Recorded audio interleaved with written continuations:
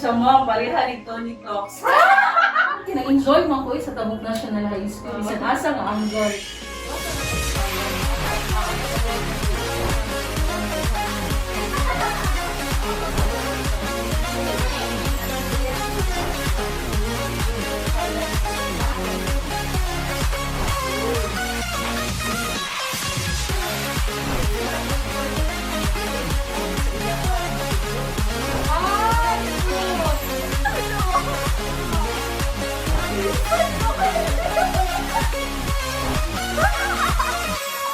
So today we have a very special guest that will indeed inspire us.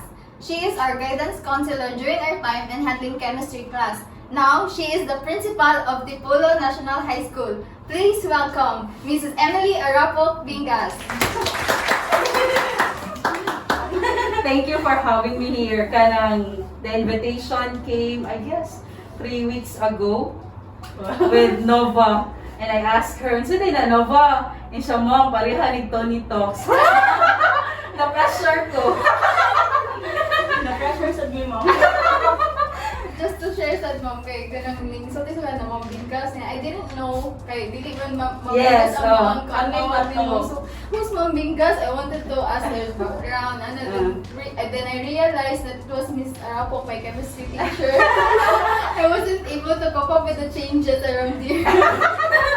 Yeah, and then speaking of changes, ma'am, we'll talk about that later. Would like to know you better from your humble beginnings. So, how were you, ma'am, as a teacher when you were starting?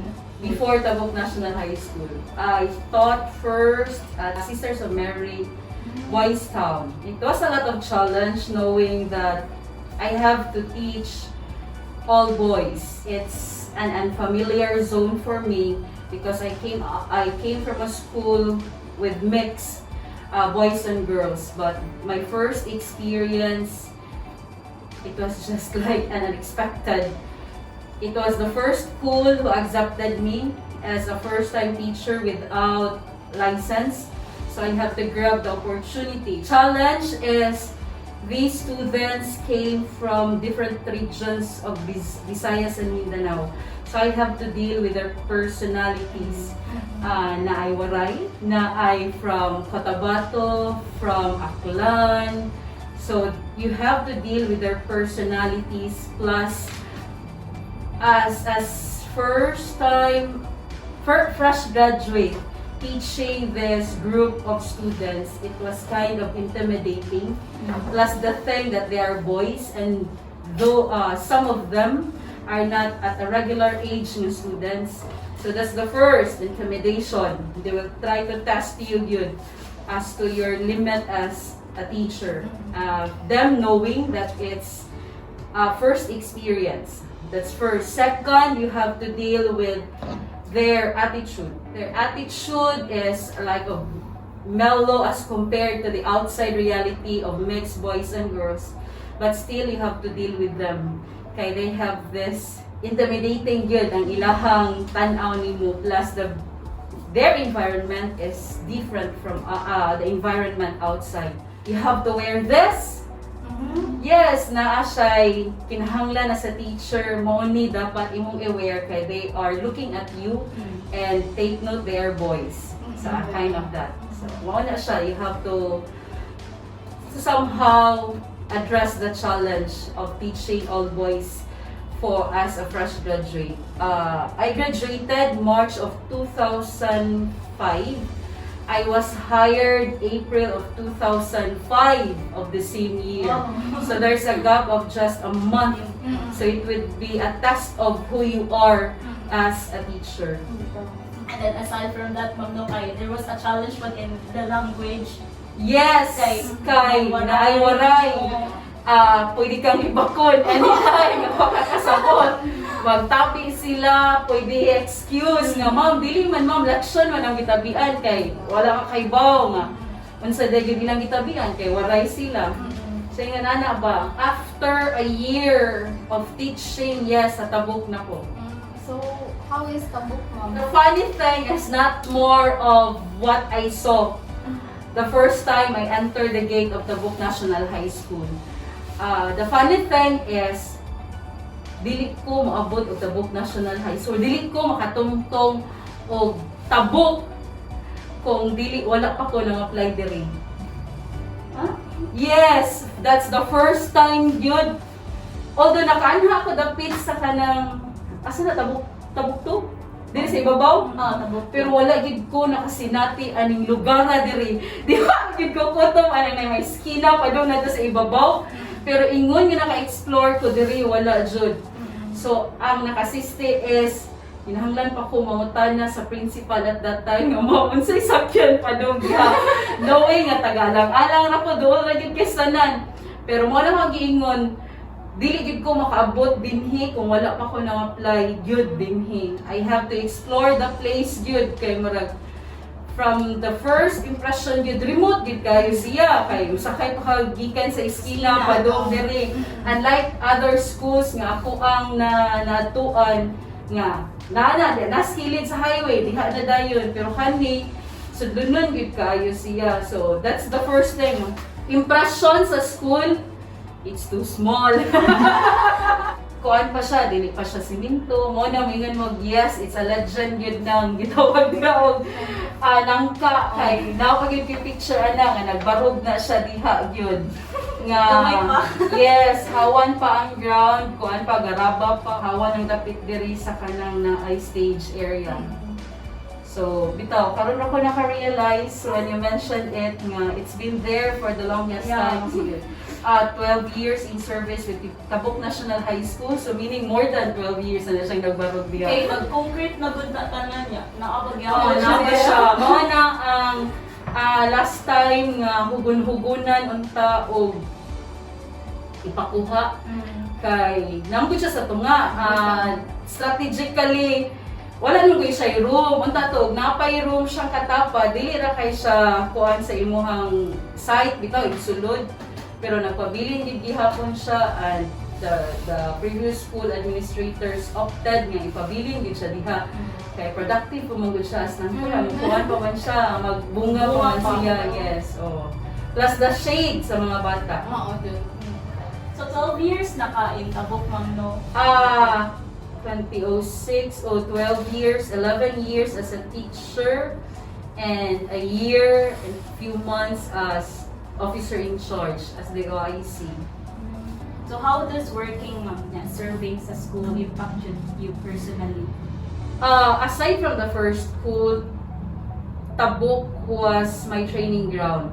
Tabok National High School started with few things sa gyud. Gamay ang teachers, pila lang pagsulod na ako, I think.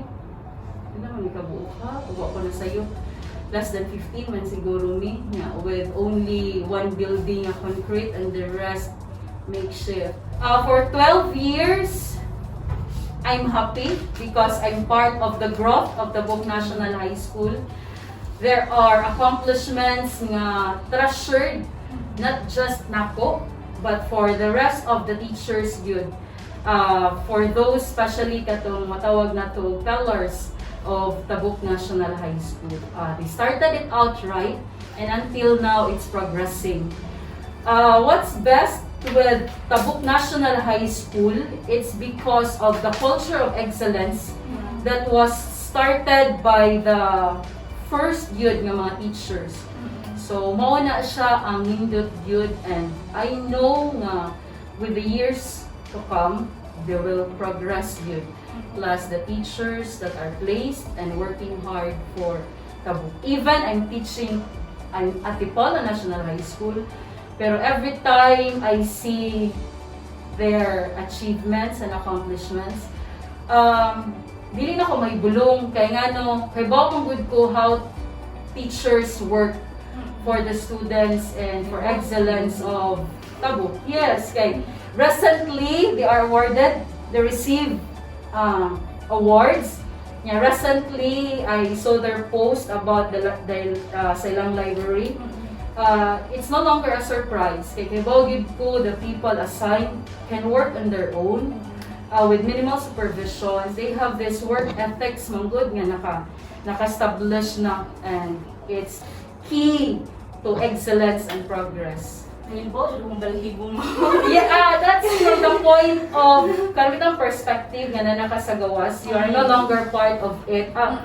Siguro by the 12 years, party ko, pero right now, na nakasagawas, makita na ka. Halimbawa, kung malayog kay maka-remember man good ko, katong student pa may ba niya, sa una kay ang tabok, like ano yung mga contest outside Yes. sa school, kaya nang murag mutupong na gani siya sa Check. Science High School, sa Masaspa, Yes. which are kanang mo gid yung mga kuan gid mga contest before na right now kay murag mutupong na gid ang Yes, Tabok. despite no, kung imo tatan-aw, despite the number of teachers, despite the resources that we have, because unlike the other schools nga moingon ka parang alayo ra gid kayo ta nga they are selected students man mo na ba maka-gauge ka nga teachers are really working hard and teachers have their skills, talents, and that intelligence good to handle students and make the students excel on their own with their assistants. Happy ko good for Tabok National High School and I'm always proud. shout out guys. I'm always proud na And we also wanted to know what are your core values in teaching and practicing your profession. Kung ano makakalindot ng mundo. When I was still in 4th year, usong ginano nga you are asked nga, uy, magunsaday ka. Or maabot na ang pressure. I always gani, makaremember pa gid ko nga moingon gid ko ani nga. You always have that pressure ko unsa imong course nga i-take. During my time, ang pinaka-trend gid ato nga course was BS Computer Science. And all the schools nga ako ang gi-applyan, mo gid ang line-up, BS Computer Science, Accountancy, third is Education. Third in priority ra gid ang Education, but ironic kayo ba kay pagka 4th year na ko, dito na magod the change ang gitawag og the one sa kanang course nga imong ganahan because sa akong pagka-remember since I was grade 1 until ko nabot og 3rd year high school. Diba? Autobiography. Diba na ako yun na diha, what do you want to be in the future? So ako ginagibutan nito, teaching. Kunya kay mo na pressure gid ko pag abot sa 4th year nga. Na mga tao ano yung ani maliwi ganahan sila ani. They already know. Oo, kabaw na gid sila so matod ko nga. Still ang teaching list na in priority kay kumbaga kung top 3 siya na siya sa pinakaubos. It somehow affected my first 2 years in college. The choices ba? Because I ended up taking subjects related to teaching. I had a struggle second semester of first year college because wala na ko kita sa the want of having it. Lahi gyud mo eskwela ka kung ganahan ka. First year, okay pa kay ko kay college, nakabot og college. Fortunately, nakabot og college despite of the financial difficulties. Pag second semester na, dito na murag na siya impact na. Di ko ganahan, as katong di ko ganahan, watog eskwelahan. Kanang di ko ganahan mo attend og klase but kay na ako nga grade I need to kay napugos na lang gyud ka. You don't have options kay kung mo ato ka og lain nga course. The effect would be detrimental nga possible dili na gyud ka makaskwela. So mo to ako gipadayon but unknowingly there are also classmates of mine nga also experiencing the same. And the difference is, I am just not vocal of my emotion ba nga, di ko ganahan mo ni, but sila kay sila pareha sa day nako nga di sila ganahan pero kay naa sila, ni stay sila because of the scholarship, because of the benefits of the scholarship. But one of the teacher sa college, because black man ni, so nagihapon ni mahog nga advisor. Mo tanya na siya nga, you have to make your decision final. Kay, if you don't have any option, then you have to choose this course. And be happy and accept. Kay otherwise, you will not be performing well. So now, sa motto, naigo man, so bitaw, tinuod sad kay wala nang kailangang option. So, what's the best thing that you can do is accept and grab the opportunities nga naa nimo karon. So mo na nga during my time yun as a teacher, kuingon ka og core values. Well, teaching is a vocation. It's less of a profession. And with that, it calls selfless good nga service towards your students. You are not paid with your overtime. You are not paid with your extra resources nga gibunlot for your rooms to make para sa imong rooms nga manindot siya, para sa imong mga estudyante nga mamaayo. So that's it. Selfless service. That you are not counting of the resources nga imuhang ikuha sa imong pocket for the students. And you are not counting of the minutes that you stayed sa eskwelahan until night time. Kay otherwise, if dili na nimo mag-accept na this kind of profession is more of giving than taking, then it would be hard from your head and from your heart to exert that extra and give that extra resources and efforts. So, mo na siya. It's actually selfless service towards your students and your fellow and colleagues. And now nga, kuha na ko, principal na ko, it's plus na selfless service plus servant leadership. So, it's the thing I'm put into this opportunity of helping. So, give the best that you can, even if it entails giving so much of your time and so much of other resources that you have. Speaking of values, ma'am, are there like any values na you got from a student? Siguro it's more of being compassionate towards the students. Because you have to understand the background of the students.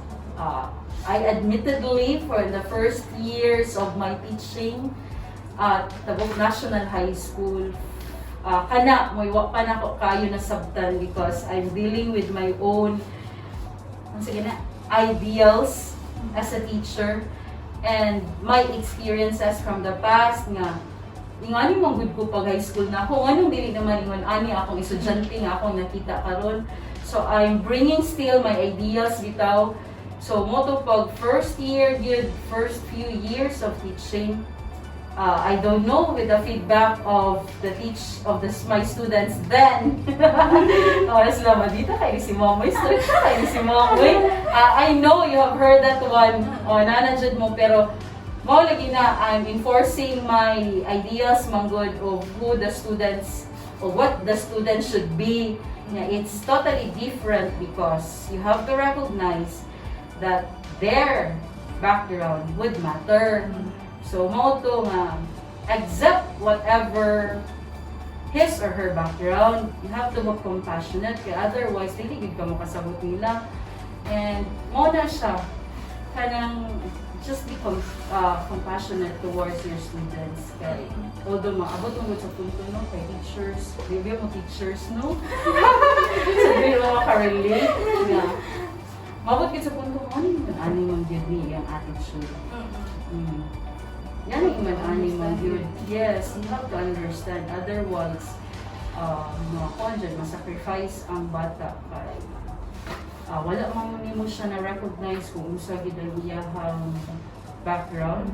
And this background might contribute sa iyahang gitawag o behavior inside the classroom. And his kanang dealings with the classmates, he has some values towards education. So, mo na nga, exert more heart. Give also equal importance to building the character, knowing the character, than flooding the minds with the knowledge. So, you have experienced many changes throughout the years of teaching campus ma'am. So, what are your changes that you most like and those are changes that you least like? With the book? With the book sa with the book. Yes. Okay. Yes, ma'am. Ang most nako na like, I was there when the school is growing. makita jud ko from time to time, hala, nag-change na may wala kong ganahan because I grew with the school. Professionally, I grew with the school's environment nga. From kani humble nga beginning sa Tabok National High School until na naabot nga structured na most of the buildings. Daghan na ang teachers. Hana siya ang akong giganahan. When you go back to that, nga, patang the growing years, mapasalamaton ko nga I was part of those growing years. Yeah, right now, I still see their growth man from afar. From afar. What I least like, ano sa may least like na ako? Hindi mo siguro ma-consider ang least like with the behavior of the students because it's part of the challenges. Murag, hindi siya ma-consider good. Least like. Murag, wala ko yung least like. Paano siya challenges to treasure, nga na siguro, but least like nga mga episodes while in Tabok National High School, murag wala. What made you, Mom, decide to become a principal? Was it a choice or wala ba balong unsay ka nang paagi bitaw sa Actually, it's a choice, yun. It's a choice. It's a personal choice. At first, I was given the task yun as an officer in charge. Wala ang first niya. Kanatong you are transitioning from as teacher, yung imong focus is only the students. And then, as a guidance designate, somehow you are given the trust to deal the issues and concerns of the students. And the transition is you are looking into the whole thing sa school. For the first year as an OIC, it's rewarding in a different sense din siya.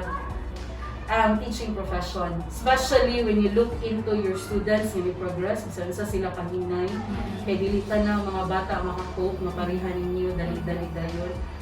In a sense nga, kung makita ka na, may pasala din siya. It's a personal yun nga reward sa imo ha. Pero if you're handling the schools na yung mga issues and concern niya, ikaw, together with your co-teachers, parents, and the students, lahat siya impact sa ako. So in the first year of being an OIC, nakita ko nga ay lahi siya o impact in terms of personal nga reward because sa imo ha. There are a lot of people nga mapasalamaton ko because kanitong niagak yun from there until ka naabot ana. It's a personal choice but it's a choice that was influenced by the trust and confidence of the people nga gihatag sa ako whom I treasured most in my entire profession as a teacher. And most of all, sa iya yun, the Lord. Amo dyan sa dakong prayer. In my stay with my first school nga akong gitudluan, I was blessed with people yun who guided me along the way. And when I decided to apply for the Division of Andawi City, one of my prayers is, Lord, dagay ko og people the same as the people that you have blessed me in the previous school. And He did not fail actually with my prayers kay iyam siya kong gitagaan. All of them, katod ko na akong naabtan yung 15, around 15 or 12 kami. Sir Tadlasan, Sir Biliot, si Ma'am Edna, Miss Kanoy, si Ma'am Nunol, si Ma'am Tibon, si Sir Montes, si Sir Adolfo, Ma'am Maldo, si Sir Sarte, Ma'am Simblante. These people, Ma'am Diod, kay sila mga imong nakita na startan with. So diya ka nakakita sa ilang itong work ethics. That's very important. As I go through the process kato transitioning ako, the biggest role yun to play sa ako ang pagkani. The trust and confidence first given by Sir Tudlasan. Second, the trust and confidence I know nga dili siya ingon nga expressed by the teachers, but somehow, pero itong maka-feel ko nga, nagi support. Because during my time na nag-YC ko, I really appreciated the support given them. So mo na, pasalamatan ko nila because my experience with them and their experience nga ako nakitaan and their sharing of practices kay nindot gid siya nga until now ako siya gidala and I treasured most yun. Tabok National High School was my comfort zone for the longest time. Sila mo adapt mo, yung ikaw mo adapt nila. That's the thing, it's mutual man good. Lord, kung mo siya ning ihatag nako, palupaman gid ko nimo ron. Mo nagisa ko na kay nagdagog naman sad. So mo na siya ang gitawag dahil Handy Gross and How did na siya, ma'am? sad yun! Last